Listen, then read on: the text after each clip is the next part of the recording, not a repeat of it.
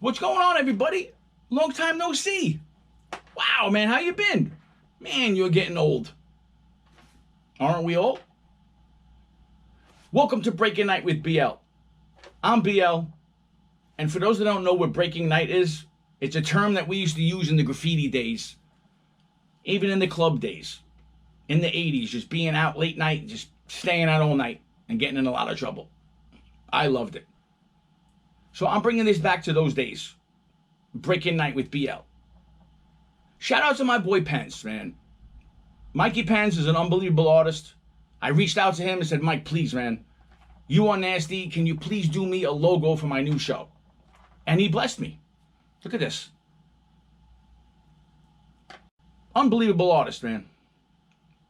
So then I turned around and I called my buddy from Cali, Long Beach, my buddy Swiss Precise. I says, hey, man, I love what you're doing with your Nights in Bedlam and Horror brand. Destroy everything. Can we incorporate, what I'm doing, what you're doing? Because he makes unbelievable clothes. He's a sick artist. You should check him out. Nights of Bedlam and Horror on Instagram. So I reached out to the homie and said, hey, man, here's this logo my boy did for me. Can you please just add little touch-ups with your brand and let's see what we can come up with? And this is what he did. Breaking Night with BL. And that's what this is about. The first element of hip-hop, graffiti, started in the late 60s. Shout out to 50 years of hip-hop music. Trust me, I'm a hip-hop head. I grew up on the music. And people don't realize a lot of the music and the graffiti and the music ignited a culture. I mean, I'm sorry that when graffiti started in the late 60s, there was no rap. There was rock and other music that motivated people. But then eventually, in 1973, Park Jam started, and hip-hop started, and records started to come out, and it became more popular. And then it hit my neighborhood in Ridgewood, where I grew up. And in those days, they had mills on the corner with people in there sweatshopping it out and make knitting stuff. And they had boxes outside. And we used to take the boxes and go down the block and practice our breakdance moves and stuff. Because that's what was going on. It was a flourishing culture. Everybody was involved. But the biggest thing I remember is being in Ridgewood in 1981. They were filming the movie Dreams Don't Die. Right on Seneca and Palmetto. I'm going to share a lot of footage with that because I was there. I was watching them film the whole thing. As a matter of fact, the apartment they used for that kid, King 65, it was my friend Danny's apartment. So when they were painting it and they were ready to do the movie, I was in there. I've seen it. And I was amazed. And then when the movie came out in 1982, when I seen it on TV, I was just like, wow, this is amazing. I watched this being filmed. I watched the action scenes. I knew where every scene was shot and where it was done. And seeing it put together just amazed me. And I love it. We're going to talk about a lot. Even Beach Street. Did you know Beach Street was filmed in Ridgewood? When you see the train going by Paradise Island, and they all stop in the street and they're like, yo, Ramo, look, man. That was not in the Bronx. That was on Fresh Pond Road in Ridgewood. So it's important that we share history. And that's all I want to do. I want to just teach history. I was very fortunate to be around a lot of people growing up. I had mentors that took me under the wing and taught me things. And I'm grateful for that. This is how I got to meet other people. This is how I got to cruise. This is how I learned loyalty and respect. Keeping your mouth shut. And that's the important thing. But we're mostly going to talk about how graffiti was the first element of hip-hop. Aqua turquoise. Look at this. One of my favorite colors. Look at this. Paper label. I mean, come on. Hey, you want to see a treat? Here's a treat. Here's a can I had used. J.A. and I had did some trucks. And I got this can left. And rest in peace to my boy So. So FPV said to me one day, yo, BL, I seen those trucks going by. It looked like cotton candy on a truck. This is a can I had. pink still on it and the brown. And look at this, the date's still on there. I still got the date. I don't know, I may give this away. I have a lot of stuff. Hey, let's talk graffiti. Shout out my boy Todd Lang. You see this book? Born to Run. Here's a classic example of graffiti from starting in 71, 72. From the book all the way until the end, right? And here we go, look at this. Nothing on that train, but Stay High 149. Man, I had the privilege and pleasure of meeting Stay High 149. What a great dude, man. He put a lot of work in. A lot of people started parts in this culture. I feel like they're forgotten. Why? Why is nobody talking about them? Why are people worried about this new corny street artist that's doing like these funny characters and flowers on a corner in Brooklyn? That don't impress me. I don't care about that. I want to know where this came from, where it started. There seems a lot of people don't understand. To be a graffiti writer in those days, you had to rack your paint. You had to steal it. You had to create a conversion. You had to be smooth and slick and risk your life and your freedom to get the spray paint to actually write graffiti. And then to write graffiti, you had to sneak into a yard with like fences and barbed wire and like workers and police and other graffiti writers and risk your life and your death just to get your name up. Isn't that amazing? Man, I mean, being a rapper or a DJ or breakdancing is, that's not very dangerous.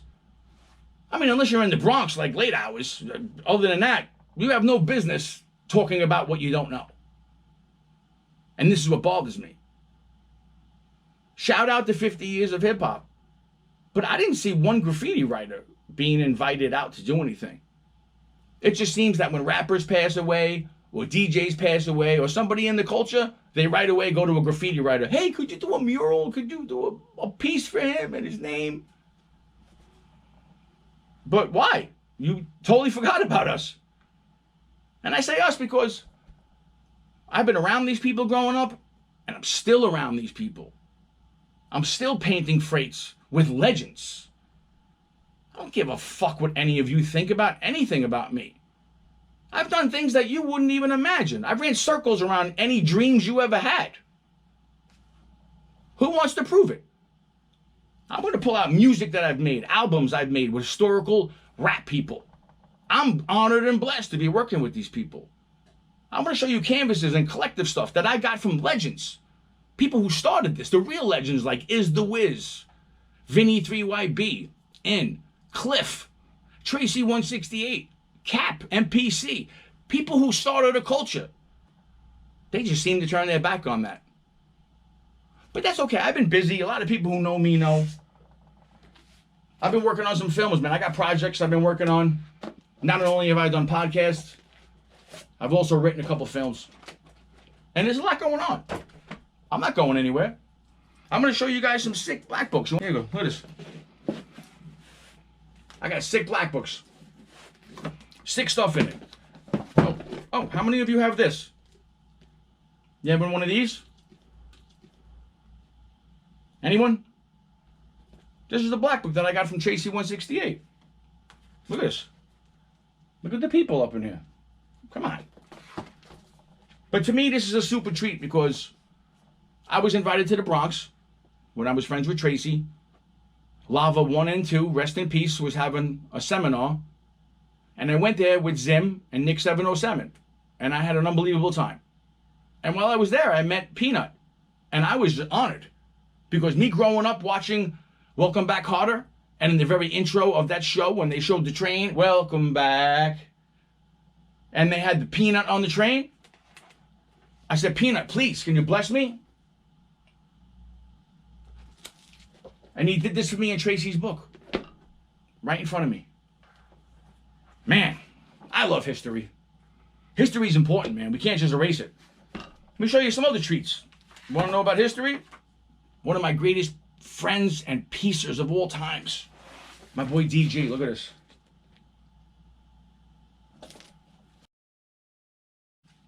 Rest in peace, my brother.